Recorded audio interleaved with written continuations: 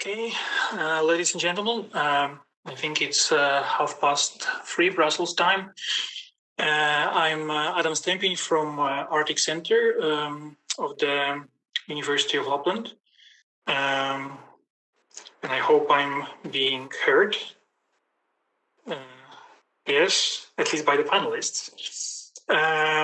So yes, the organizers can tell me if the audience cannot hear us. I'm Adam Stępień from the Arctic Center, University of Lapland in Finland, and welcome you from Rovaniemi on the Arctic Circle. And I will moderate today this free panel session dedicated to Arctic policies. As the members of the audience change between the sessions, I please allow me to take just like for my couple of minutes in order to reiterate some information regarding how audience can engage in these panels. So on the lower right-hand corner, you have of this WebEx window, you have questions and answers, Q&A section, and you can place there your questions. For those who watch this conference, this symposium on IPF YouTube channel, you can send your questions to AFSQA@pearlfoundation.org, and you have all this information on the Arctic Futures Symposium website under practical information. I will try to select a couple of your questions for the panelists to address, and please accept my apologies for not being able to ask the panelists all the questions in case many are posed, and as I think will be the case for most of the sessions in this Arctic Futures Symposium. So as we are cleared with the housekeeping, I would like again to welcome everybody to this free panel session on Arctic policies. Recently, Canada, Russia, Sweden, just Norway not so long ago, adopted new Arctic policy statements. The Department of Defense in US has done the same last year. Finland and the Kingdom of Denmark are developing their Arctic policies as we speak. And the European Union, as we heard, is slowly starting to work on its new policy documents. And also the Arctic Indigenous peoples organizations have adopted their policy documents in the last years. So the question arises, why is it that almost everybody seems to be adopting new Arctic policy statements recently? We thought it makes sense, therefore, to ask what new challenges, new solutions to old problems have emerged, are emerging in these new policy documents. And so I've asked the panelists to outline these new challenges and new responses in their opening statements, including if they see it relevant to mention how the COVID-19 pandemic is influencing, impacting the achievement of objectives of Arctic strategic documents. But I will also later ask panelists about the best practices in how these policy documents are put together and how these strategies could change the way the states operate. We also have with us representatives of Arctic Indigenous peoples organizations, and I do not only invite them to comment on the state's policy documents, but also invite them to discuss their own Arctic policies and therefore their role as active agents shaping the future of their broader circumpolar homeland. We divided this session into 3 panels, and we will move according to the time zones. So first we will have senior Arctic officials from Finland, Norway, Russia, and the representative of the Sami Council. In the second panel, we will have Iceland and the 3 countries of the Kingdom of Denmark. And in the third, the US, Canada, and the Inuit Circumpolar Council. And the session at the end will be summed up by the EU's Arctic ambassador, who, apart from discussing a little bit the process leading to the new EU document, will try to find some takeaways from the 3 panels that may prove useful for EU officials as they work on their new Arctic policy. So let's now start with the first panel, and I would like to welcome Ambassador Hilde Svartdal, Senior Arctic Official of Norway, Ambassador Petteri Vuorimäki, the Senior Arctic Official of Finland, Ambassador Nikolay Korchunov, the SAO of Russia, and the advisor in the Sami Council Arctic and Environmental Unit, Ms. Tonje Johansen. And Ambassador Svartdal Lunde, the floor is yours for your opening statement. Thank you very much, Adam, and thank you for the invitation to participate here at the Arctic Future Symposium, and to the International Polar Foundation for organizing this event. And good afternoon to my fellow panelists and to everyone attending.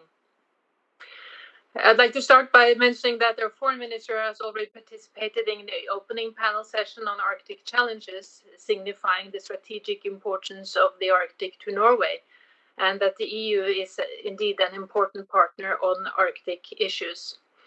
And to a first question, Adam, I think that we see that the global issues like climate change and geopolitical changes increase the interest and presence in the Arctic.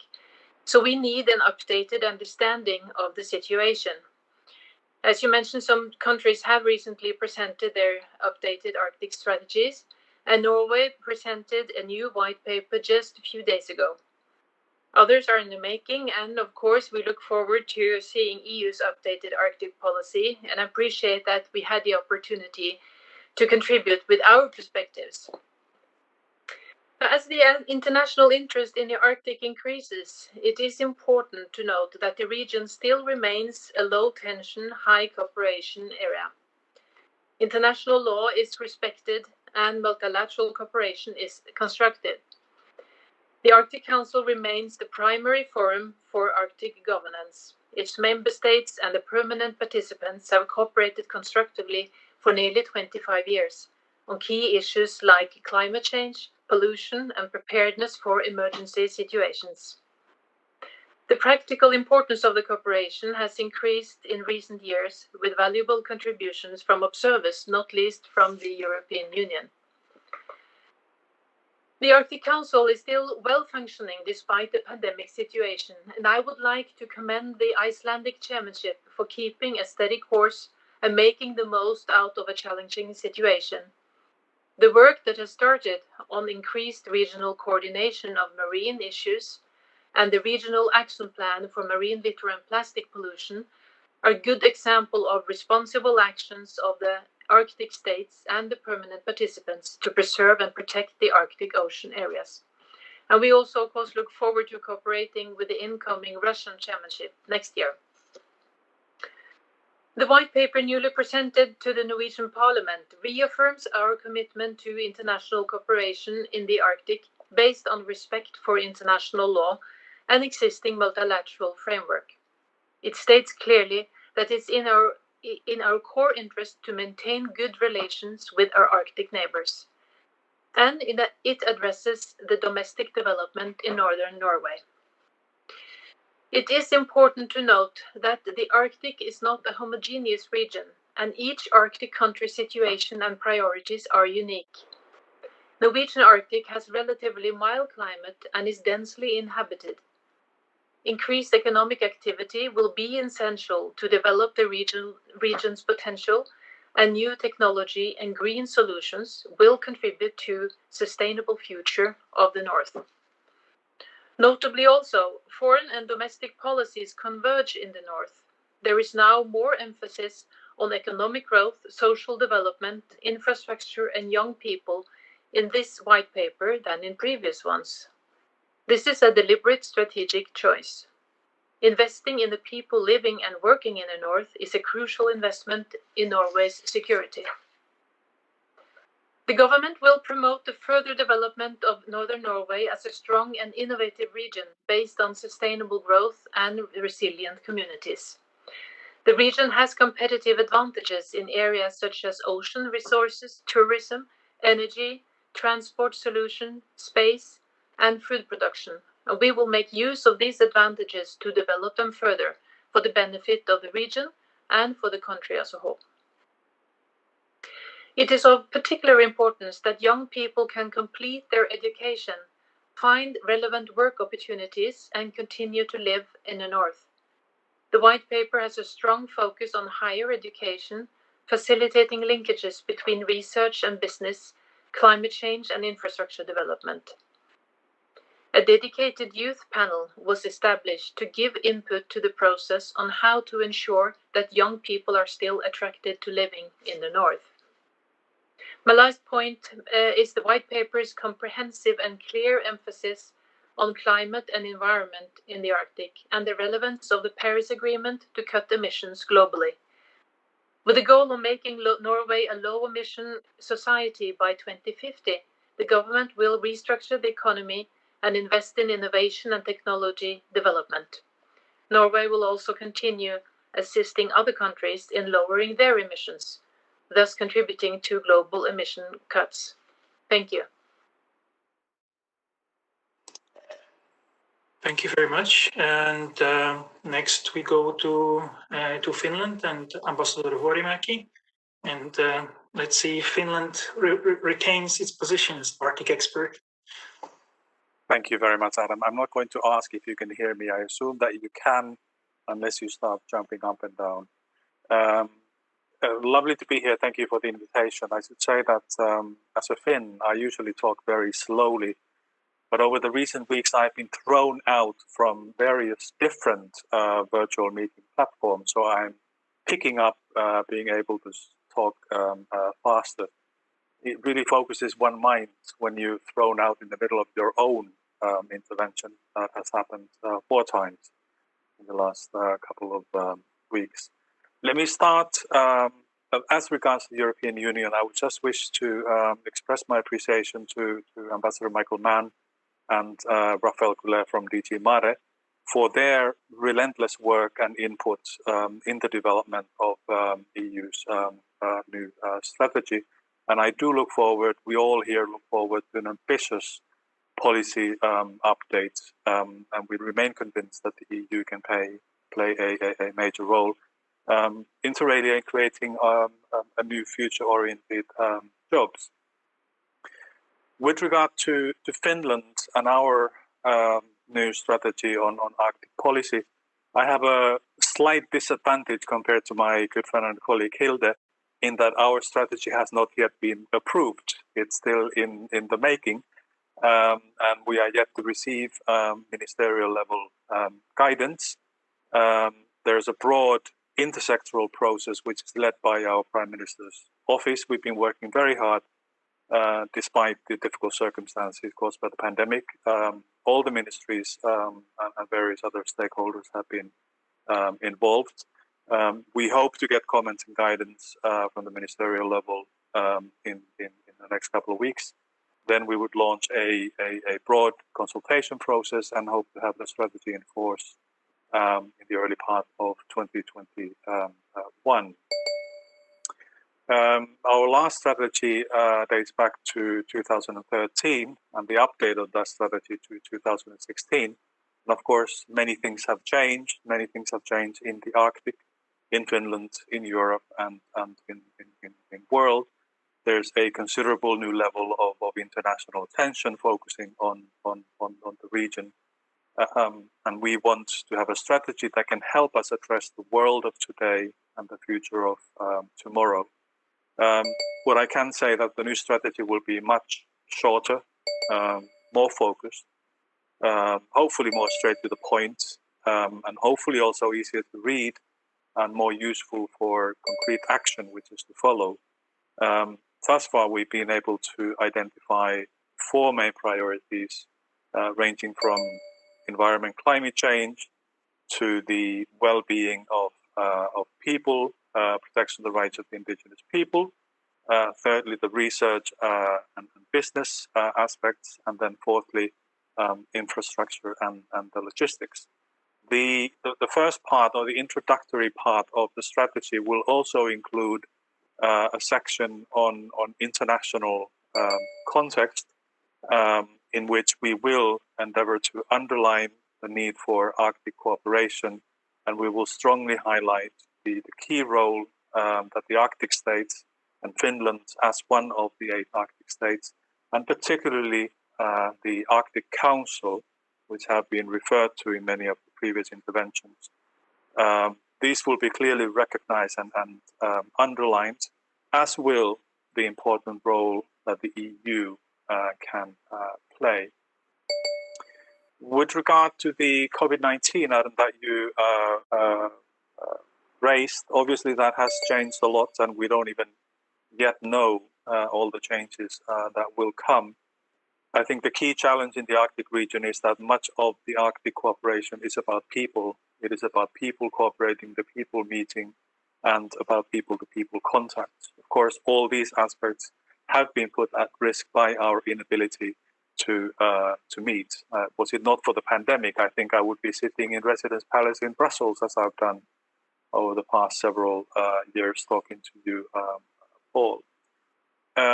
The Nordic foreign ministers released a few months back a joint article on Arctic cooperation, and public health was raised in that article very, very, very prominently. And it argued, and we have been arguing ever since, is to make the public health an important priority of Arctic cooperation. And I think Jim DeHart referred to the One Health project, which is an important flagship project that brings together several countries in the region and beyond.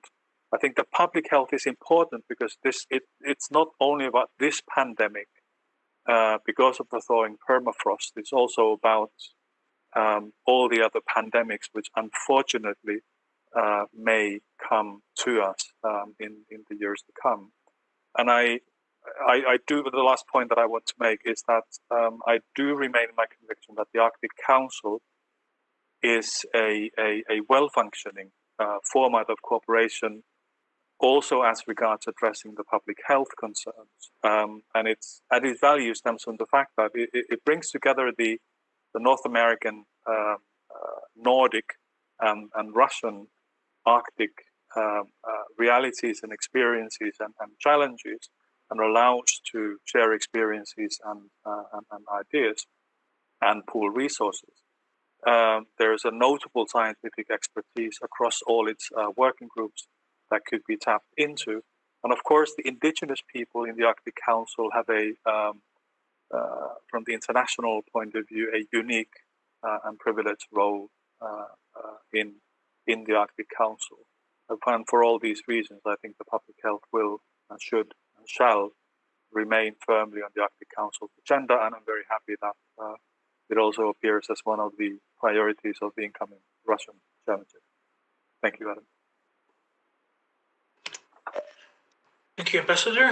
And let's move to Ambassador Korchunov, the CEO of the Russian Federation. And Russia, 20% of Russian exports comes from the Arctic zone, so clearly a priority for the country. The floor is yours. Yes, thank you for inviting me to your very timely session, which coming me back to Vuorimäki to ministerial meeting last year, where ministers of the Arctic Council gave the tasking to the countries to contribute to strategic thinking. We consider that this session is a direct contribution to the ministerial tasking. So Russia, as many other Arctic states, issued its own strategic document on development in Arctic. So Russian goals and objectives in the Arctic area stem from the strategic role of the Arctic region for the country economy, and you rightly pointed out that with that arriving more than 20% of Russian export, its infrastructure, social, transport and communication development, as well as various challenges, risks and threats to Russia's national security. It should be noted that there are some new elements arrived with the new Russian strategy adopted this year, but most of the topic also mentioned in the previous one.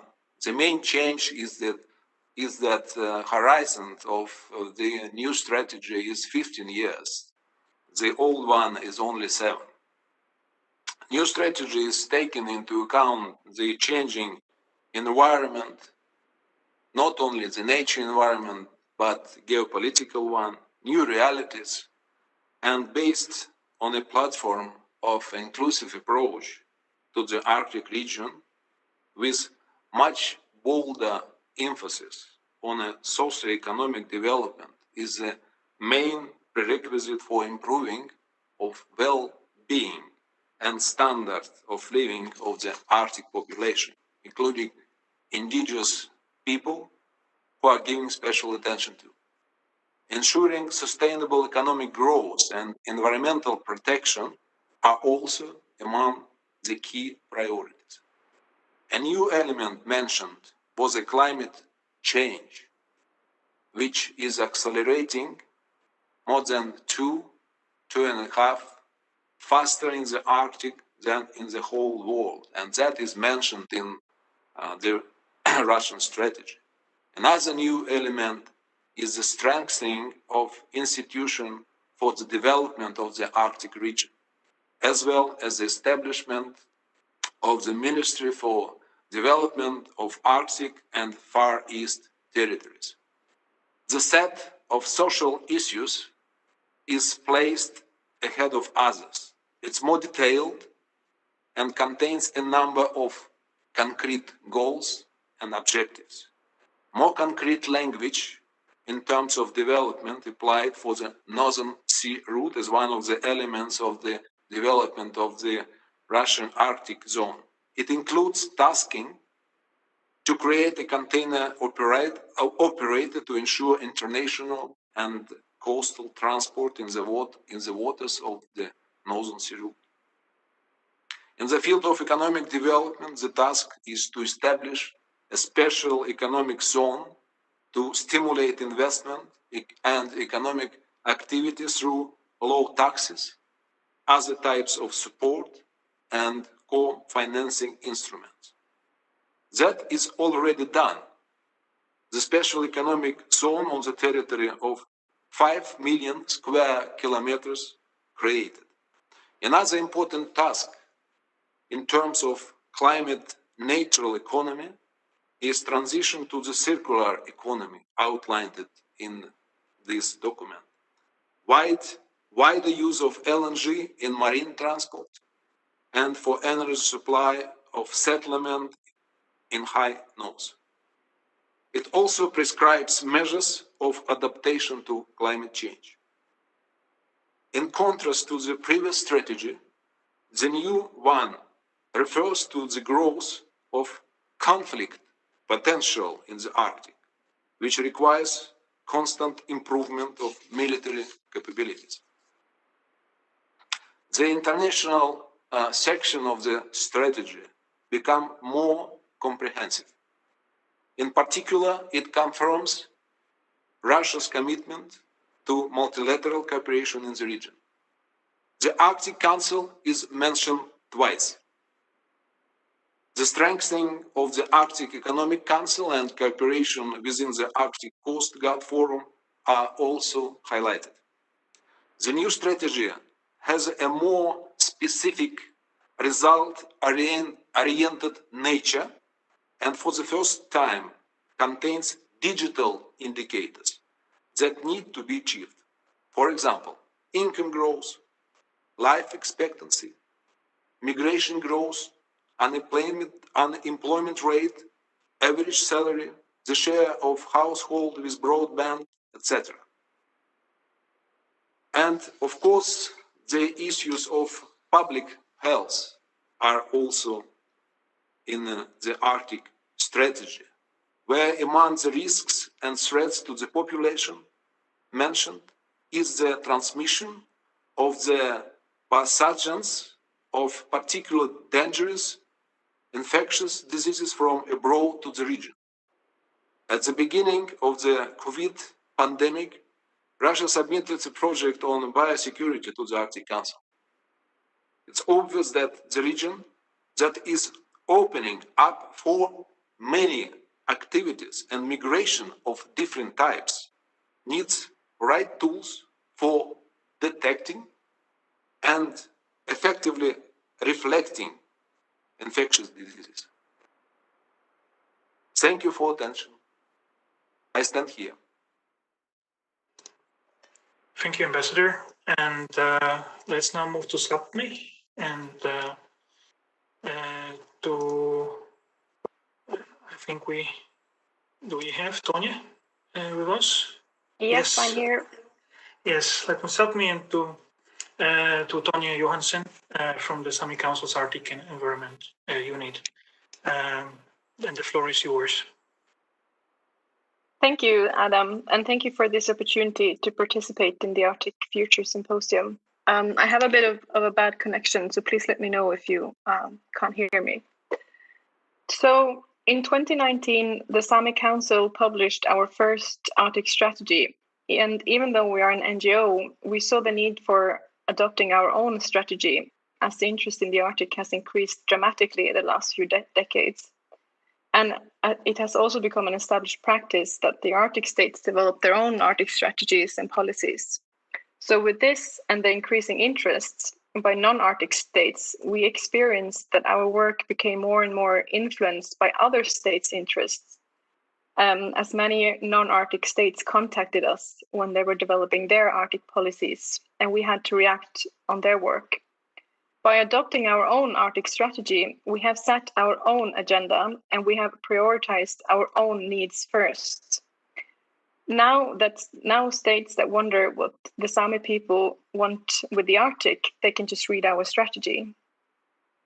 We were able to conduct this work with financial support from Finland, and this has made us more equipped in meetings with both the states we live in and in meetings with international interests. The majority of the topics in the strategy are issues we have been working with for many years, but through this strategy, we have been able to professionalize and concretize our work. It has also worked as a useful tool for making it clear what we expect of all guests that want to come to the Arctic. It is important for us to make it clear to non-Arctic states that we actually live here. We have vibrant and thriving societies here. This is our home. The Arctic is not an empty space where they can come and extract and drain relentless amounts of resources from.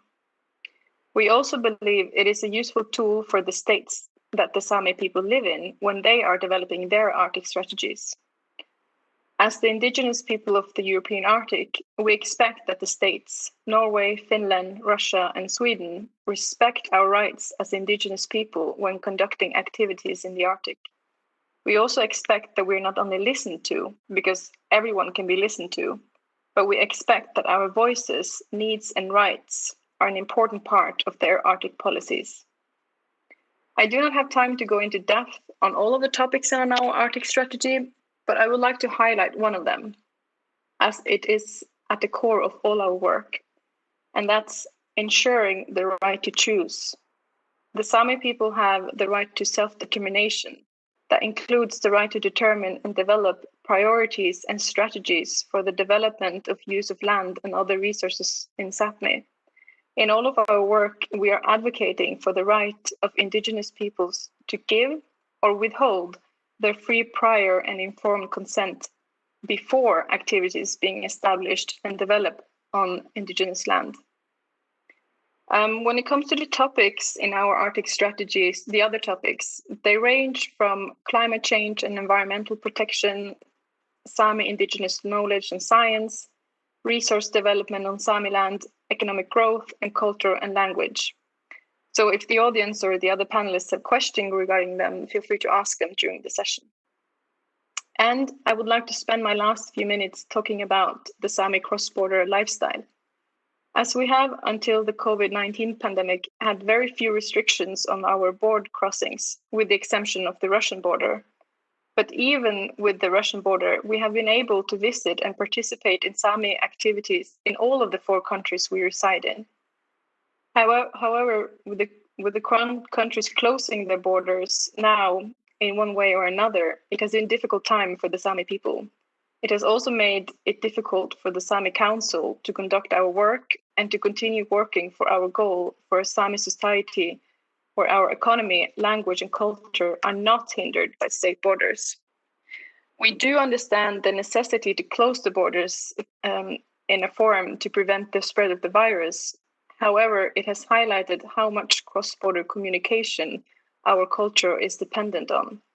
We are therefore glad to see that the Norwegian government have stated in their newly published Arctic strategy that they support the continued cross-border activity and the reduction of border barriers in the north. We hope that this work will continue when the world becomes more normalized. And we encourage Finland to make note of this as they are in the process of developing their new strategy. And with this, I would like to end my opening remarks with recommending everyone to read our Arctic strategy and to be aware that the Arctic is our home. Thank you. Thank you so much. And I would invite the audience to also ask questions, and I will in 5 minutes collect and ask the panelists a couple of those. And maybe the first question from me, which is also, I will not lie, this is also my personal interest, is how already the representative of Norway mentioned that the YAF panel was involved in putting together the new white paper. I think that's a kind of interesting example of how to involve different groups, different stakeholders in putting together these documents. I wanted to ask you, because the EU is now starting to put together its new document, if you could share these sort of best practices from your processes of adopting Arctic policy documents, how to best involve different groups. I would also ask Tonya if from what she hears from different sections of the Sami Council and from the Sami parliaments, if the Sami feel properly involved in putting together these documents, and also, like, how do you see perhaps that's the question for state representatives, how do you see this kind of balance between kind of international sort of legs, international dimension of these Arctic policies, and the domestic dimension, how they support one another? Is there other, like, where are the synergies, and how different stakeholders, and especially stakeholders from the north of the Arctic states, have influenced, have changed the way how these documents look like in the end. And maybe we can go, yes, let's go the same order as we had in the beginning. Okay, thank you, Adam. Yes, absolutely. I'd like to say a few words about our stakeholder process, which has recently been concluded. And I can assure you that it has been a quite comprehensive stakeholder process, actively involving the entire government over a period of 2 years to make sure that the white paper addresses what is important to the people living in the north. And the Ministry of Foreign Affairs have been the lead coordinator, together with the Ministry of Trade and Industry and the Ministry of Local Government and Modernization. As I mentioned earlier, and as you have pointed to, Adam, this is foreign and domestic policy connected. Obviously, the local, regional, and indigenous voices from the Arctic are key in shaping our Arctic policy. So over 100 meetings and gatherings have been organized all over northern Norway in the last 2 years to provide input to the white paper. Local decision makers, business communities, fishermen, artists, researchers, indigenous people have all voiced their opinions and provided input directly to the politicians and to the coordinators. And we are pleased to see that there has been a lively and enthusiastic debate in this process, where people, institutions, and businesses have shared their knowledge and actively engaged, which is important to ensure that our Arctic policy is effective and forward-looking. It has been of particular importance to make sure that the policy targets the situation and trends among young people.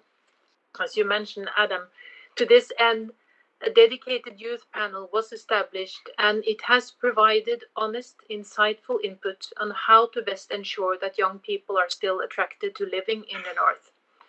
And their full input is included actually as an annex to the white paper.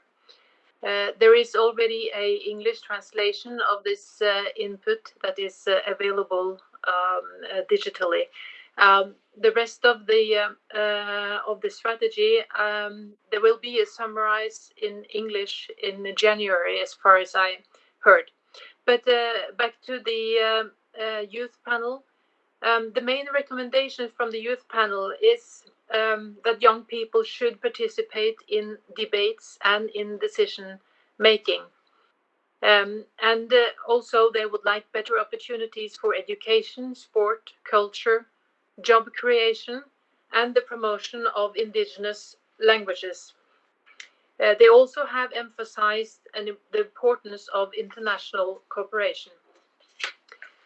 A little more on the youth panel. The 50 members are between 16 and 28 years, selected on the basis of geography, education, gender, indigenous background, multicultural background, etc., in a broad mix.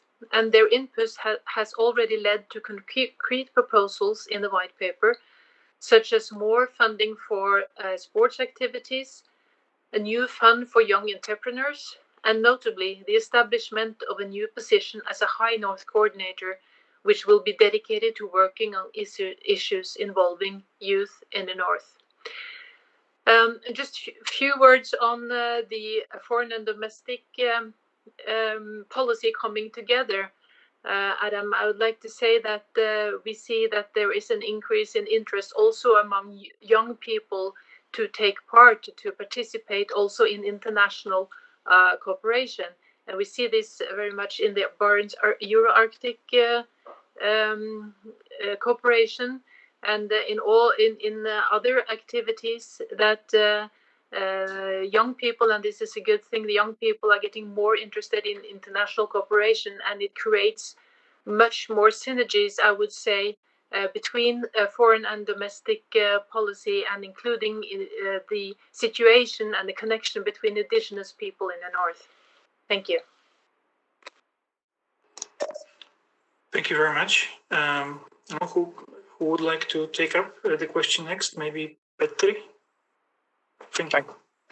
Thank you very much, Adam. I must say that I had some conceptual difficulty with the question as you posed it. What is the balance between the domestic aspects and the international aspects? Because in my frame of mind, we do not live in a vacuum. We live in a world, in the region, in Europe, in the world. And I see the domestic issues and concerns interacting constantly with those across our borders, either very near or further away. And that's why for that reason it is conceptually difficult to set international cooperation as a standalone priority, because it stretches across everything. And in our strategy work that our Prime Minister's office has so skillfully steered, the international aspects are dealt with in the introductory part of the strategy, and it sets the international framework for the strategy as a whole. And I think that's a very wise approach, in my humble opinion. With regard to the best practices, I jotted down: talk, present, consult, explain, ask, give voice, be transparent, listen, and take all views expressed seriously. And that's what we have been seriously attempting to do. We had early in the year, when we started the process, we had two very large stakeholder events, one up in Rovaniemi and another one out in Helsinki. And we had plans for several other similar meetings, but then the pandemic got into a way. So we still need to find ways to perhaps more closely talk to our youth, which remain an integral part, because this is a strategy for the future. I think in our case for the next 10 years or so, and the future is for the youth. It's not for us, and I think that has to be clearly borne in mind. We also negotiate with the Sami Parliament here, with whom we had a very constructive meeting a couple of weeks back. And in terms of ministries and the stakeholders, I think we have a well-functioning preparatory system in place, where we have first of all, the focal point in all the ministries. They convene regularly. Tomorrow morning is the next meeting. Then we have the steering group for the strategy. And then we have a broader consultative committee that brings together municipalities and other stakeholders. So we do take the consultation necessity seriously on our side. Thank you. Thank you so much. And Ambassador Korchunov, would you like to intervene? We, as other countries, organize the public hearings and events dedicated to the new strategy, and it was several events organized in the Arctic regions. So all main stakeholders operating in the Arctic were involved into this work. Those organizations representing different ages group, including the youth and seniors and indigenous people, were deeply involved in the preparation of this strategy. Economic operators also there. It was two-way street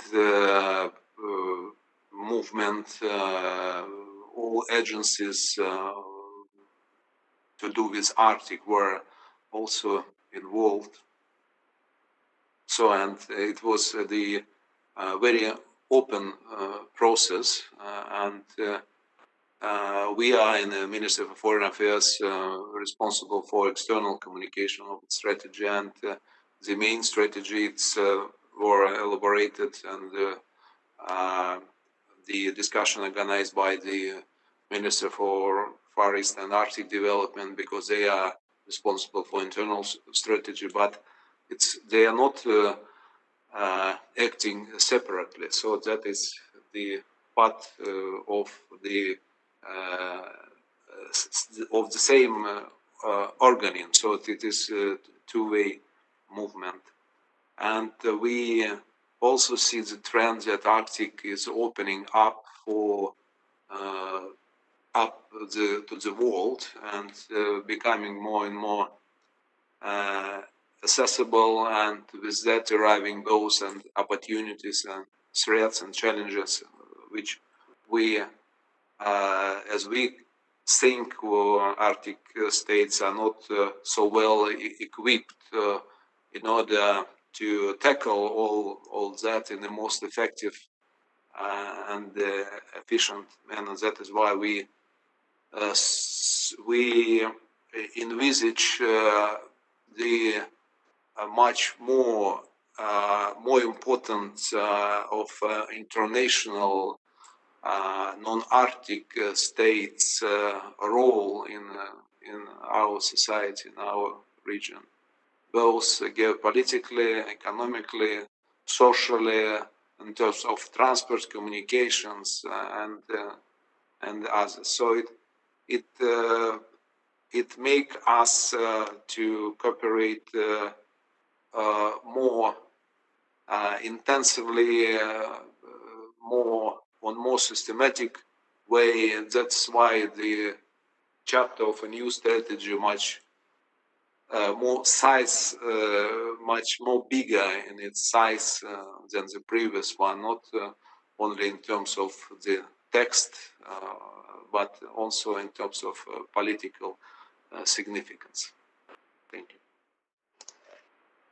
Thank you very much. And Tonia, would you like to comment and maybe also say how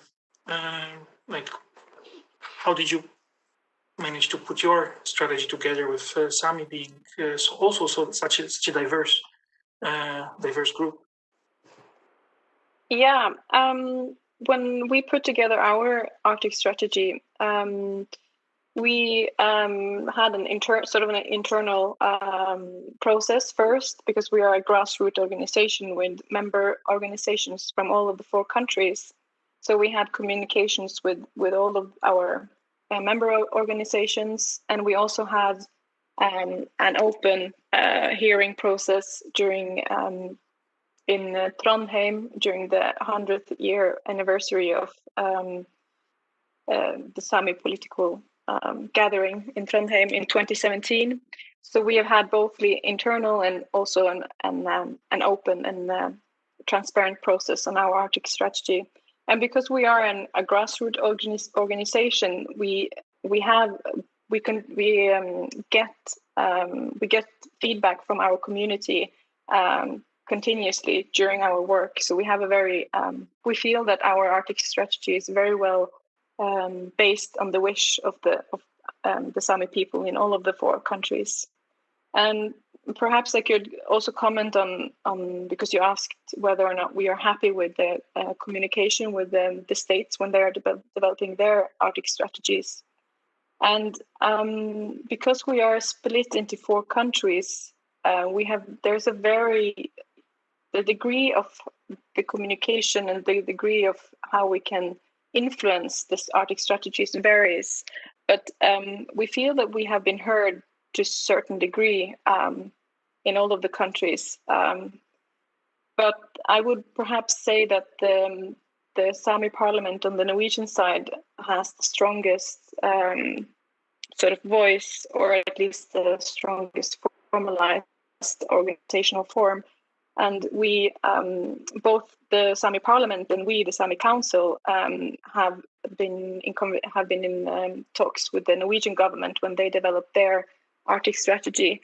And we also see that the Norwegian strategy has now incorporated Sami perspectives in all of the chapters, not just leaving the Sami people or the indigenous people as a last side note or a last chapter.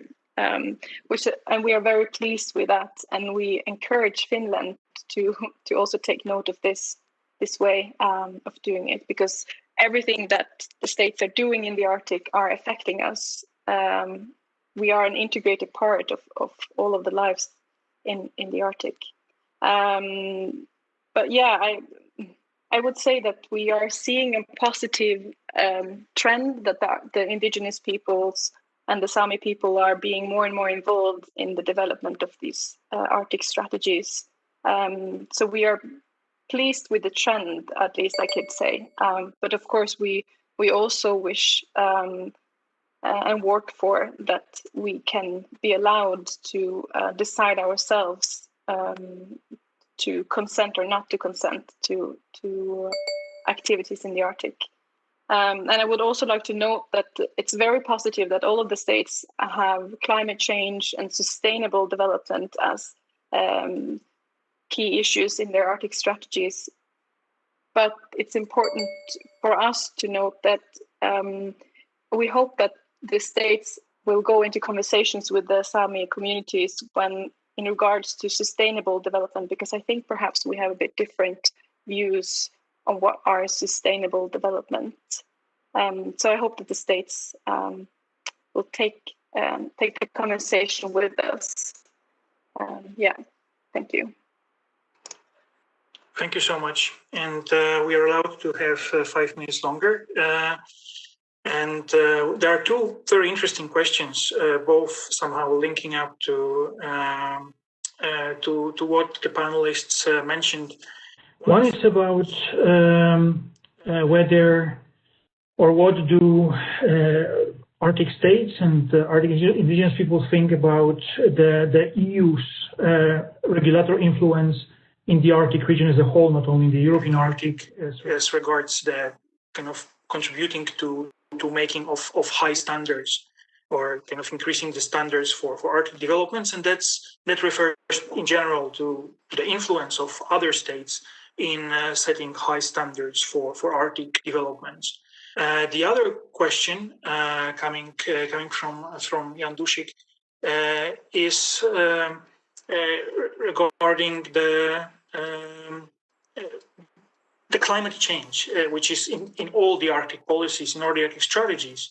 And the question is, would some sort of pan-Arctic approach to climate mitigation make sense at this stage, as so clear that everywhere climate change becomes a central issue? So if you could respond, please, to these two questions, one or the other question. I don't know who would like to start. Petteri, please. Thanks very much. It's always good to be the first one to answer.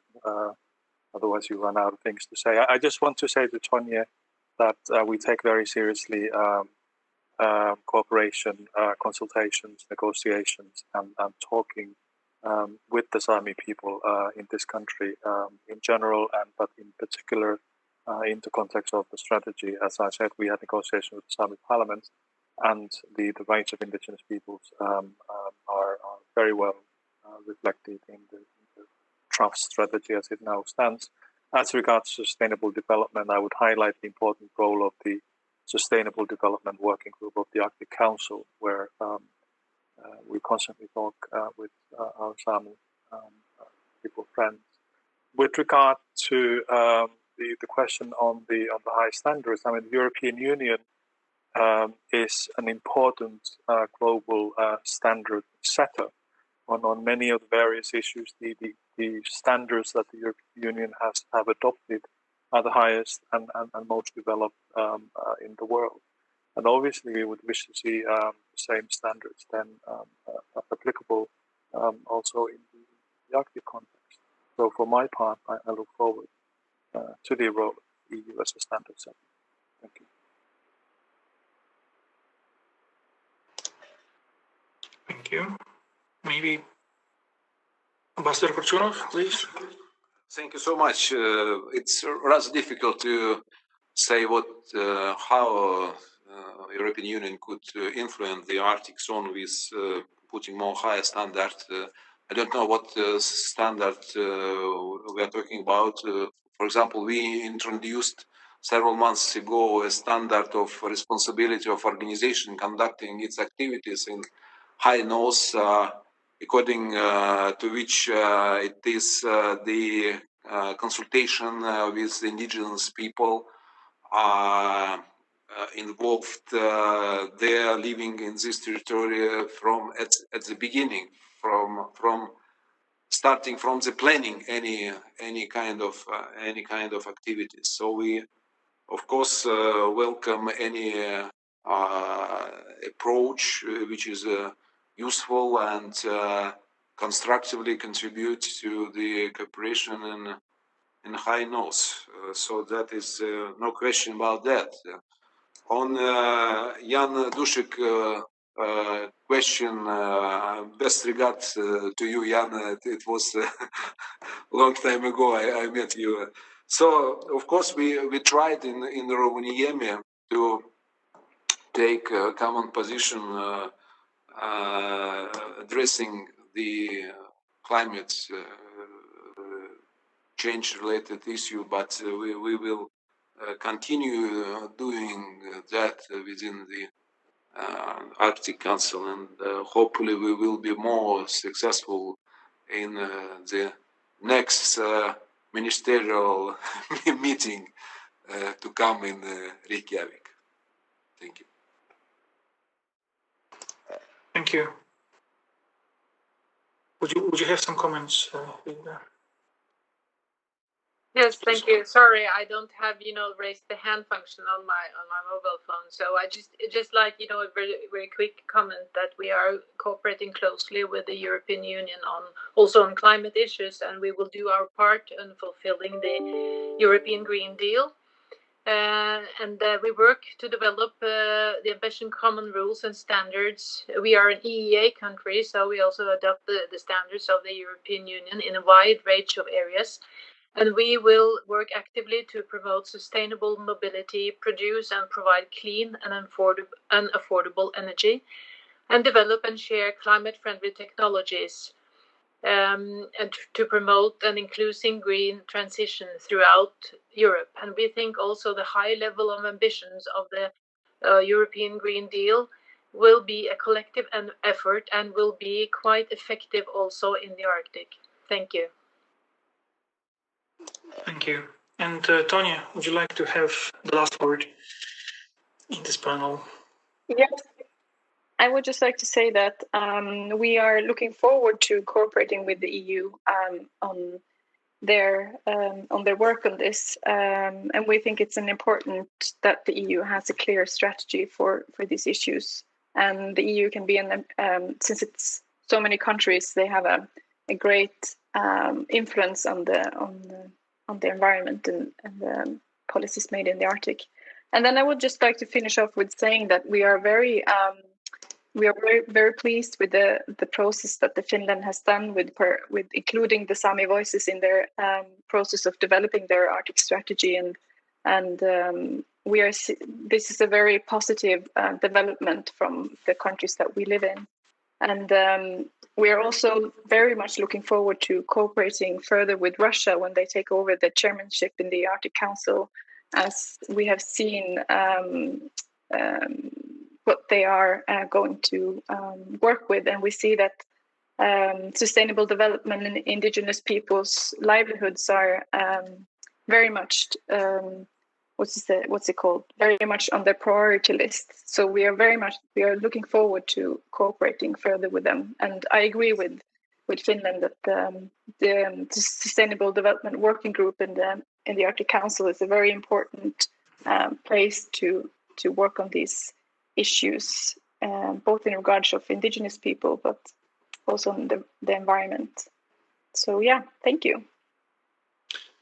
Thank you. I would like to thank all four panelists and the audience for posing the questions. And we will start with the next panel, moving to North Atlantic, broadly speaking, in 3 minutes. Thank you so much. And we are back in 3 minutes.